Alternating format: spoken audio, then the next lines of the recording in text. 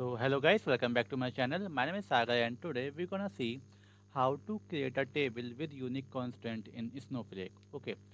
So पिछली video में देखो हम लोग ने क्या देखा था, हम लोग ने एक टेबल बनाई थी with the help of not null constant और उसको देखा भी था कि ये वर्क कर रहा है कि नहीं. ओके. तो अब हम आज की वीडियो में बात करने वाले हैं यूनिक कांस्टेंट की और देखेंगे कि ये वर्क करता है स्नोफ्लेक में कि नहीं.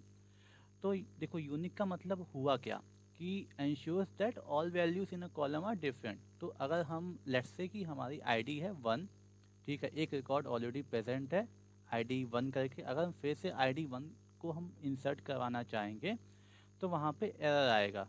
ठीक है. तो चलिए फिर स्टार्ट करते हैं इस वीडियो को.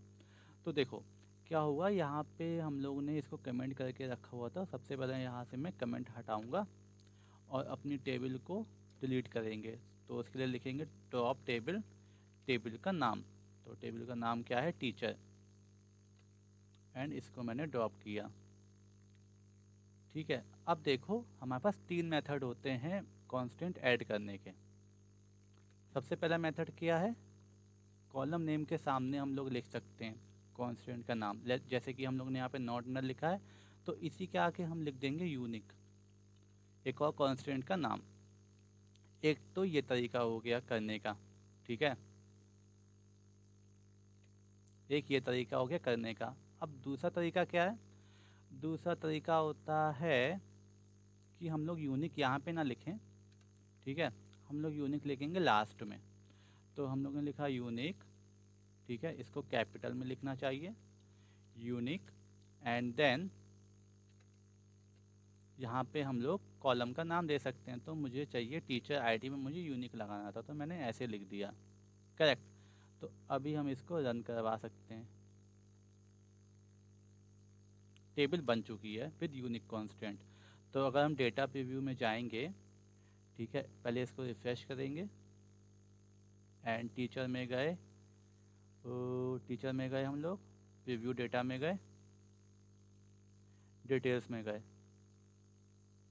अब देखो यहाँ पे दिखा रहा है कि जो यूनिक की है टीचर आईडी पे वो यस है. ओके. और बाकी सब में नो है क्योंकि हम लोग ने यूनिक लगाया ही नहीं है नेम में, एज में एंड डिपार्टमेंट में. सिर्फ हम लोग ने टीचर आईडी पे ही यूनिक कांस्टेंट लगा के रखा हुआ है. ये हो गया दूसरा मेथड. अब तीसरा मेथड क्या होता है करने का कि लेट्स से कि पहले इसको ड्रॉप करते हैं और इसको हम लोग ने रिफ्रेश किया एंड ठीक है अभी ड्रॉप हो गई. इसको हम लोगों ने डिलीट किया यहाँ से और इस टेबल को फिर से हम लोगों ने क्रिएट किया. अब रिफ्रेश करेंगे इसको.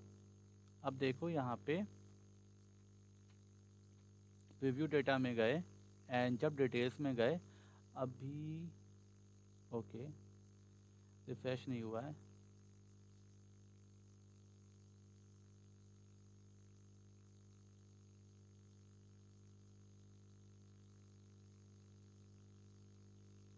अभी भी आ रहा है. ठीक है, ये रिफ्रेश नहीं हो रहा आई सपोज. तो इसमें गए, व्यू डिटेल्स में गए. अब देखो यहाँ पे नो आ रहा है. ठीक है, टीचर आईडीज के करस्पॉन्डिंग हमारा यूनिक की नो है.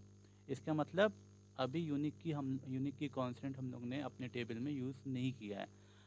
बट हम लोग की टेबल बन चुकी है और इसमें कुछ डेटा है. लेट्स से कि 1000 रोज है. बट हम लोग को क्या करना है, अब यूनिक कांस्टेंट लगाना है या कोई भी कांस्टेंट लगाना है. तो कैसे करेंगे उसको, तो हम लोग यूज़ करेंगे एल्टर स्टेटमेंट का. एल्टर कमांड होता है हमारा. तो इसको लिखा एल्टर टेबल, टेबल का नाम है हमारा टीचर. तो यहाँ टीचर लिखा एंड देन हम लोग लिखेंगे ऐड यूनिक कांस्टेंट का नाम और यहाँ पे हम लोग देंगे कॉलम का नाम. तो कॉलम नाम है हमारा टीचर आईडी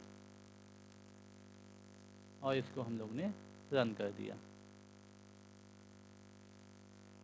ये रन हो चुका है.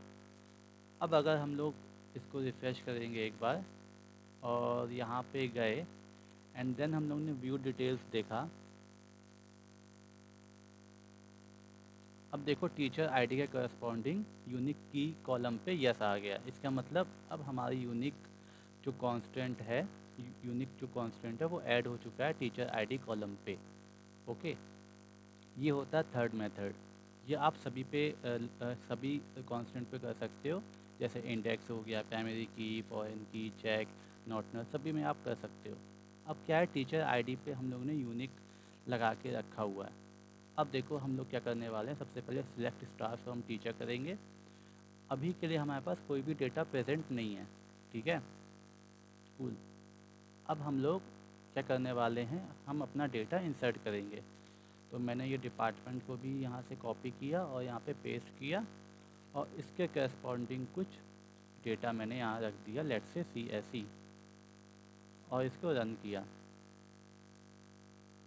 एंड देन इसको रन किया। अभी देखो हमारे पास एक रो आ गई, टीचर आईडी 4, नेम किम, एज 20, डिपार्टमेंट CSE, करेक्ट। अगर हम फिर से इसको रन करेंगे तो क्या होगा, एरर आएगा कि नहीं आएगा, चलिए देखते हैं। यहाँ पे दूसरी रो भी इंसर्ट हो चुकी है। अब अगर हम सिलेक्ट स्टार फ्रॉम टीचर करेंगे तो हमारा आउटपुट होना चाहिए 2 रोज़, ठीक है, 2 रोज़ आ गई with same teacher ID. But हम लोग ने यहाँ पे कांस्टेंट लगा के रखा था यूनिक का, बट यहाँ पे काम कर रहा है। इसका मतलब क्या है कि जो यूनिक कांस्टेंट है वो स्नोफ्लेक में काम नहीं करता है, ठीक है। सो इस वीडियो में इतना ही था। अगली वीडियो में हम लोग देखेंगे कि हम लोग कैसे प्राइमरी की को ऐड करते हैं, एंड देन फॉरेन की, and then check default and index. So I hope you guys have liked the video. If you do subscribe and share.